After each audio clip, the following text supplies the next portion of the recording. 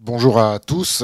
Xavier Barra, je suis le directeur des opérations de GS1 France. Alors, pour commencer, on voulait vous souhaiter la bienvenue dans les locaux de GS1. Merci au fond d'organiser cette opportunité de partager et d'échanger sur ce projet de catalogue numérique. Moi, je vais vous parler effectivement de ce projet-là, à quoi il ressemble et qu'est-ce qu'il pourrait être, et effectivement quels sont ces grands principes qui animent le travail que l'on mène collectivement sur ce catalogue numérique des aliments. Peut-être juste en préambule, parce que on travaille avec le fonds, on travaille avec l'ANIA, mais en quelques mots, qui est GS1 ? Donc GS1, c'est une structure internationale. On est une organisation internationale à but non lucratif. On est gouverné par les entreprises. Aujourd'hui, il y a plus de 1,5 million d'entreprises adhérentes à GS1 dans le monde. En France, on a dépassé les 41 000 entreprises qui aujourd'hui utilisent les standards GS1. La particularité, c'est qu'effectivement, on est à la fois une structure internationale, mais avec une forte implantation locale, puisqu'il y a 112 organisations GS1 dans différents pays dans le monde, qui accompagnent justement ces entreprises dans ces problématiques de partage et d'échange d'informations. Et dernier point, qui est absolument essentiel dans notre mode de fonctionnement, on est une structure neutre, c'est-à-dire qu'on ne dépend pas d'une technologie particulière ou d'une solution particulière. Et l'ADN de base de GS1, c'est la collaboration. Qu'est-ce qu'on fait en fait ? Quelle est l'offre de GS1 et de GS1 France ? Depuis plus de 40 ans maintenant, en fait, on aide les entreprises à mieux travailler ensemble, à partager de la donnée. On a utilisé, je crois que Pierre utilisait le terme, à rendre interopérables, au sens des opérations, les entreprises, que ce soit pour mieux vendre leurs produits. Notre point de départ, c'est quand même la codification des produits avec ce fameux code à barres qu'on appelle GENCODE, EAN, GTIN, il a plusieurs noms, qui permet aujourd'hui à une entreprise, qu'elle soit multinationale ou un tout petit producteur, d'avoir un code unique au plan international pour identifier ses produits et les vendre partout dans le monde. Le deuxième sujet qui nous occupe aujourd'hui et qui est absolument essentiel, c'est justement ce qu'appelait Emmanuel la digitalisation du packaging, la digitalisation de l'information. Comment à un moment donné on peut mieux décrire ses produits et transmettre cette description à l'ensemble de ses partenaires commerciaux. Et on travaille sur d'autres sujets, notamment la logistique, la traçabilité, tout ce qui est dématérialisation des transactions commerciales, les commandes, les factures. Voilà, tout ce qui facilite le business entre les différentes entreprises. Historiquement, et c'est pour ça qu'on est là aujourd'hui, dans le secteur de l'alimentaire et des produits de grande consommation, il faut savoir aujourd'hui qu'il y a plus de 25 secteurs qui utilisent les standards GS1 pour permettre aux entreprises de mieux communiquer. Donc c'est le bricolage, la construction, le secteur de la santé sur les problématiques logistiques, de traçabilité des médicaments, etc. Et donc notre travail il consiste d'abord à permettre aux entreprises et aux différents acteurs de se réunir. C'est pour ça que vous êtes dans le Collaborative Center de GS1. Réunir les différents acteurs pour réfléchir ensemble à la manière de mieux travailler ensemble et de quoi ils ont besoin pour mieux travailler. Et c'est de là notamment qu'a émergé ce fameux sujet, pas qu'ici, mais notamment ici, de catalogue numérique des produits alimentaires, comment faciliter le partage et l'échange d'informations concernant les produits.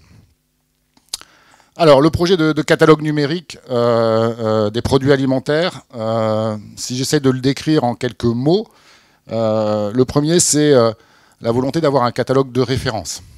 C'était évoqué par Pierre en introduction. De l'information sur les produits, il y en a beaucoup, notamment sur Internet. On en trouve beaucoup dans différentes bases, chez les distributeurs, chez les industriels quand même parfois un peu. Et le problème, c'est qu'effectivement, ces données, elles sont multiples, différentes. Vous le verrez, je crois, dans le courant de la journée, des présentations sur la diversité de l'information et parfois l'incohérence de l'information qu'on peut trouver par rapport à un produit. Et donc, l'idée, là, c'est qu'on ait un catalogue de références sur lesquels les différents acteurs puissent s'appuyer et dans une logique de bien commun. Ça, c'est important chez GS1, c'est de dire, à un moment donné, il faut que ça profite aux 40 000 entreprises adhérentes et plus largement à l'ensemble de l'écosystème. Emmanuel l'évoquait, l'ADN de ce projet-là, c'est une information authentifiée et certifiée par le détenteur de la marque. C'est-à-dire qu'on n'a pas la prétention de refaire un énième catalogue. L'idée, c'est qu'il soit justement catalogue de référence, Trusted Source of Data, comme on l'appelle à l'international, pour dire à un moment donné, je sais que l'information que je vais pouvoir trouver dans ce catalogue est une information qui a été authentifiée et certifiée par la marque. Voilà, il y aura d'autres informations, et il y a d'autres informations disponibles sur les produits, mais on va distinguer cette information et pouvoir distinguer cette information en ayant connaissance explicitement de l'origine, de la source de l'information qui est présente dans ce catalogue. L'idée, c'est d'être dans une logique d'open data, de partager, donc de permettre finalement aux marques de mettre à disposition l'information et aux différents acteurs de l'utiliser.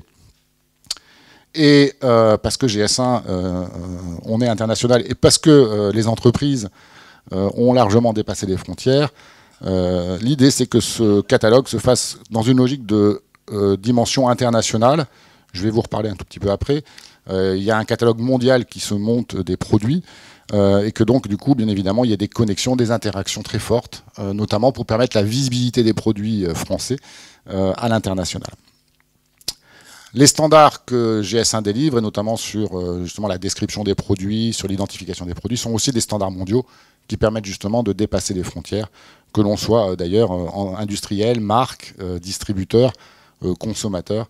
Important qu'à un moment donné, on puisse bénéficier de cette dynamique internationale. Un élément important, et il va être essentiel, Emmanuel l'évoquait, le challenge qu'on a et l'ambition, parce qu'on peut lier les deux, c'est une approche adaptée à toutes les entreprises. On a 40 000 entreprises ou 41 000 entreprises adhérentes. L'enjeu, c'est pas de faire un système pour les grandes marques nationales, ou pas seulement pour les grandes marques nationales. L'idée, c'est de pouvoir, et notamment c'est le travail qu'on fait avec l'ANIA, de mettre en place un dispositif et un catalogue dans lequel que l'on soit multinational, marque nationale, petit producteur local, que l'on puisse accéder, publier, rendre visible son produit dans ce catalogue. L'autre élément essentiel aussi du projet qui nous anime, c'est de l'inscrire dans un écosystème. La prétention, c'est pas de dire il n'existe rien, nous ne nous préoccupons pas de ce qui existe. Au contraire, certaines entreprises sont déjà très avancées, que ce soit des marques, des distributeurs, des services providers. Et donc la question, c'est comment à un moment donné, ce catalogue de référence, ce catalogue numérique, peut s'inscrire dans un écosystème où il y a déjà des solutions pour gérer son information, pour la publier, pour l'exploiter. Comment à un moment donné, il va trouver sa place pour faciliter, et notamment Emmanuel y insistait beaucoup, faciliter le travail de chacun et notamment éviter que, encore une fois, on se retrouve à saisir dans plein d'endroits différents une même information avec les enjeux qu'évoquait Pierre, de la mise à jour et de la maintenance de cette information. C'est un des éléments clés aussi de nos réflexions sur ce projet-là. Et le dernier point, je vous le disais, c'est l'ADN de GS1, c'est le faire dans une logique à la fois collective et collaborative. Donc les réflexions que l'on mène, c'est pas GS1 et les équipes de GS1 qui vont aller s'enfermer dans un des bureaux là derrière ce collaborative center, mais c'est bien de réunir les différents acteurs, les différentes parties prenantes pour élaborer, concevoir, définir ensemble ce catalogue numérique dans ses différentes dimensions. Je vais vous en reparler de certaines, mais il y a des sujets effectivement de gouvernance, de partage, de nature de données à partager, etc., etc. Alors, si je rentre un petit peu plus, je ne vais pas rentrer trop dans la technique, mais je vais parler un petit peu du mécanisme, ou en tout cas de la logique dans lequel peut s'inscrire ce catalogue numérique. D'abord, en fait, en première, tout à gauche, voilà, on a la production de la donnée. Donc là, on va retrouver finalement l'ensemble des marques, d'ailleurs qu'elles soient marques nationales, industrielles ou marques distributeurs. L'idée, c'est que là, déjà, on soit capable d'identifier les différents profils, finalement, d'entreprises qui seront susceptibles d'alimenter et qui vont alimenter ce catalogue numérique. Le premier élément à prendre en compte, c'est qu'effectivement, on a une très grande hétérogénéité de la maturité des entreprises concernant la gestion de leur information produit digitalisée. Et donc, certaines utilisent des ERP, des outils de management, de master data management, et à l'autre bout, des entreprises qui n'ont même pas codifié leurs produits et qui gèrent encore d'une grande partie manuelle l'ensemble des données et des informations relatives à leurs produits. Donc l'idée, c'est de mettre en place un catalogue qui va encore une fois là s'inscrire dans l'écosystème et permettre justement aux entreprises qui ont déjà des outils de s'en servir pour alimenter le catalogue, et de celles qui n'ont rien, de les amener progressivement à être en capacité à numériser et à digitaliser leur information. Un portail, voilà, pour ceux qui permettraient de gérer ou de contrôler la donnée. Et l'idée donc c'est de publier ça dans un catalogue. Alors on a mis des nuages parce que c'est la mode des nuages. Un cloud GS1 France dans lequel on retrouvait ce fameux catalogue numérique. Et je pense que c'était le point aussi qui est important, c'est ce que je vous citais en introduction. On a un projet qui va démarrer là en phase bêta, en test, d'ici l'été, au niveau mondial, de faire un annuaire mondial des produits.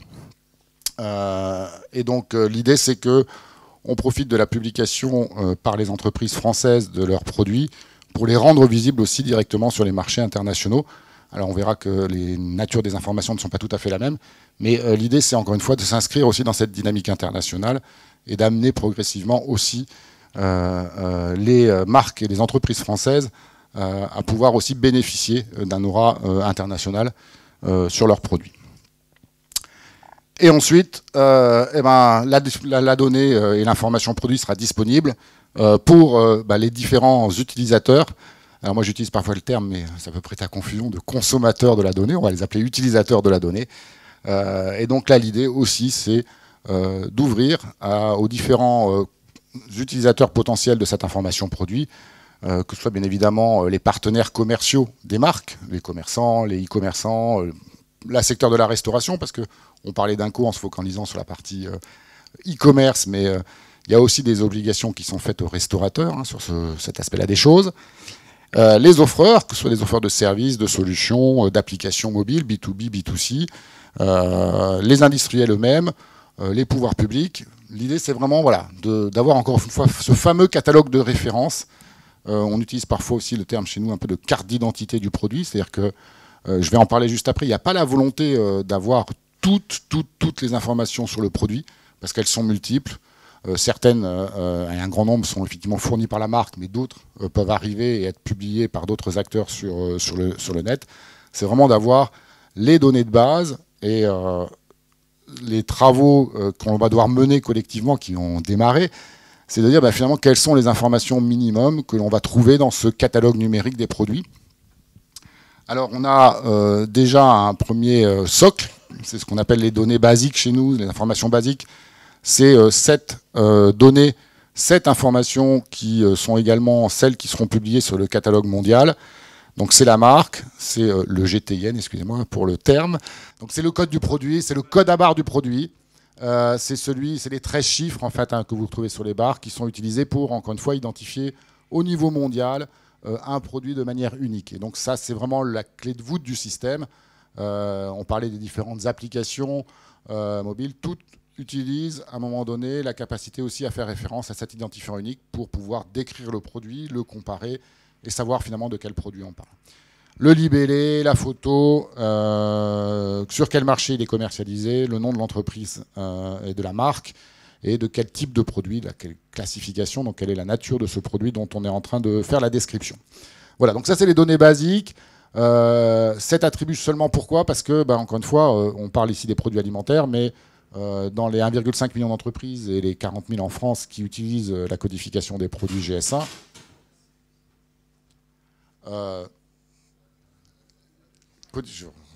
codification des produits GS1, vous avez encore une fois des produits de la santé, des éléments de la construction, du bricolage, plein de secteurs différents. Donc c'est les basiques pour décrire n'importe quel produit. Et dans ce projet de catalogue numérique des produits alimentaires, là, la logique, c'est que collectivement, on réfléchisse à dire finalement quelles sont les données spécifiques pour les produits alimentaires. Donc bien évidemment, la première réflexion immédiate qui démarre, c'est finalement déjà toutes les données obligatoires sur le packaging du produit. Ça fait faire le lien aussi avec la réglementation INCO, avec peut-être une particularité quand même.